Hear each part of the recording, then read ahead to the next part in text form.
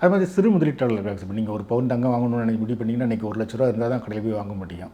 ஒரு மாத சம்பளம் வாங்குறவங்க ஒரு 25,000 தான் சம்பளம் வந்து அதில் ஒரு மாதம் ₹2,000 நம்ம இன்வெஸ்ட் பண்ணலாம் அப்படின்னு நினைக்கிறவங்க அவங்களுக்கு என்ன என்ன வழி இருக்குது? அது மாதிரி இப்போ டிஜி கோல்டுன்னு இருக்குது, நீங்கள் ரூபாய்க்கு வாங்குறது இருக்குது. பட் டிஜி கோல்டு வந்து எல்லாரும் ஏமாத்துறாங்கன்னு சொல்லலை. டிஜி கோல்டில் என்ன வந்து எக்ஸ்ட்ரா சார்ஜஸ் போடுறாங்கன்னு எனக்கு தெரியல, எனக்கு அனுபவம் இல்லை. அதே மாதிரி வந்து டிஜி கோல்டை பண்ணுறவங்கள இப்போது இடிஎஃப்லாம் அதை செபி வெரிஃபை பண்ணுறாங்க. Security board exchange of India வந்து அவங்களுக்கு ஒரு வால்ட் இருக்கா, இவங்க எவ்வளோ இடிஎஃப் விற்கிறாங்களோ அவ்வளோ வெள்ளி வச்சுருக்காங்களான்னு செக் பண்ணுறாங்க, ஆடிட்லாம் இருக்குது. அது மாதிரி டிஜி கோல்டுக்கெல்லாம் ரிசர்வ் பேங்க் ரெகுலேஷன் இன்னும் வரலாம். எல்லா பெரிய நிறுவனங்களும் சின்ன நிறுவனங்களும் பண்ணுறாங்களான்னு எனக்கு தெரியல. அதனால நம்ம ரொம்ப செலக்டிவாக பண்ண வேண்டியிருக்கு. ஆனால் 2,000 1000க்கு கூட இப்போ வாங்க முடியுது, டிஜி கோல்டில் பண்ண முடியுது.